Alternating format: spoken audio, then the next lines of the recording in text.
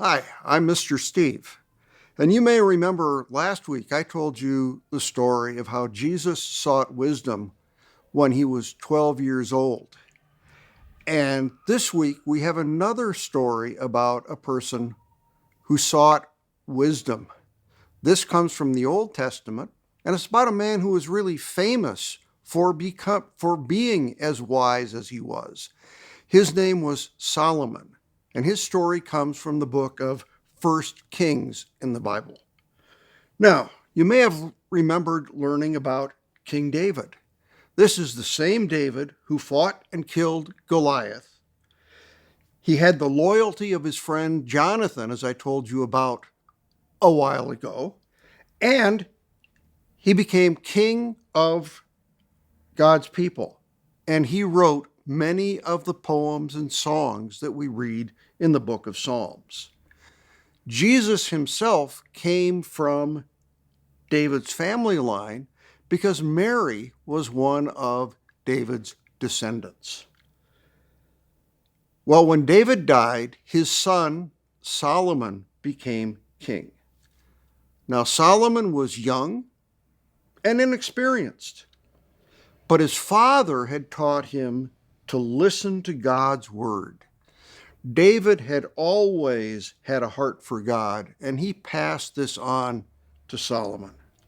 So Solomon showed his love for God by obeying God's laws. Now, Solomon wanted to thank God for all that he had done, so Solomon went to the city of Gibeon to show thanks. Now, he didn't just do showy things in front of the people to show that he was a king who really loved God. He wanted to do something that would really mean something for God. So he made 1,000 sacrifices. And while he was there, he had a dream. God appeared to him in a dream. Now, to me, God appearing in a dream would be really pretty spooky. It's like, whoa. But God spoke to Solomon, and God told Solomon, as it says in 1 Kings chapter 3, verse 5, ask for anything you want me to give you. Now, what do you think Solomon might ask for?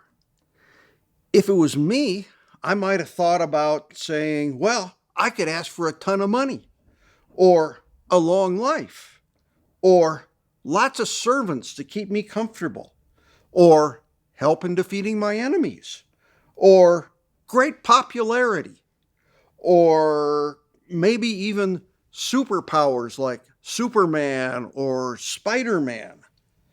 But instead, Solomon chose wisdom.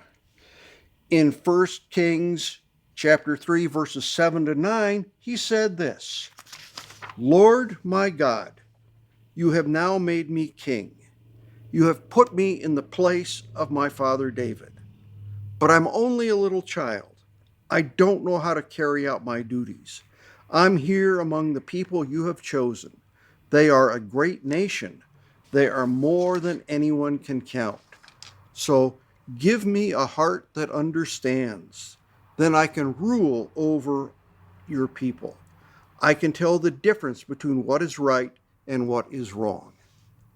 And then God answered him, you have not asked to live for a long time. You have not asked to be wealthy. You have not even asked to have your enemies killed. Instead, you have asked for wisdom. You want to do what is right and fair when you judge people. Because that is what you have asked for, I will give it to you. I will give you a wise and understanding heart. So Solomon returned to Jerusalem, where once again he made sacrifices to God. And he held a great feast for all his officials. Well, soon enough, Solomon's wisdom was put to the test, and it was quite a test. 2 women came to him. They needed his help in settling an argument, and this one was a doozy. It's an example of a dilemma. That's a problem which only seems to have 2 solutions, and neither one is a very good solution. You see, each of these women had recently had a baby, but one of the babies had died. And each of the women claimed that they were the mother of the living baby. The two of them came to Solomon to ask him to solve their problem. It seems he could choose one of the women and say, give the baby to that woman. And he'd have a 50-50 chance of getting it right. If he was right, he'd be 100% right. If he was wrong, he'd be 100% wrong. So what did Solomon do? He told his servants to bring him his sword. Now, you may wonder, what the heck is he asking for a sword for? With only one sword, he wasn't going to ask the two women to have a sword fight and the one who won got the baby. No, he had an idea. He had an idea that would help him solve the problem. What was his plan? Well, it was pure genius, but it is wild. Here's what it says in 1 Kings 3, verse 25. Solomon gave an order. He said, cut the living child in two. Give half to one woman and half to the other. Now, I don't think Solomon really planned to hurt the child, but he knew this was how he could get at the truth. Sure enough, it worked. The woman whose son was alive was filled with deep love for her son. She said to the king, my master, please give her the living baby. Don't kill him. But the other woman said, neither one of us can have him. Cut him in two. Holy moly! At this point, everybody knew who the real mother was. And Solomon ordered the baby given to her. Now, news of Solomon's wisdom spread far and wide throughout Israel. All the people heard about Solomon's decision and trusted that he would judge them fairly. God made Solomon so wise that his understanding couldn't be measured. Now, this month we're talking about wisdom and how important it is.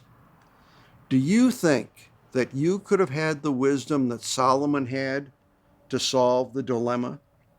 We can see from the life of Solomon that you can trust God to give you wisdom. That's what we need to remember today. Trust God to give you wisdom. Solomon simply asked God for wisdom, and God gave it to him. We can trust God the same way. He can help us find out what we should do and how to do it. Let's ask God to help us like he helped Solomon.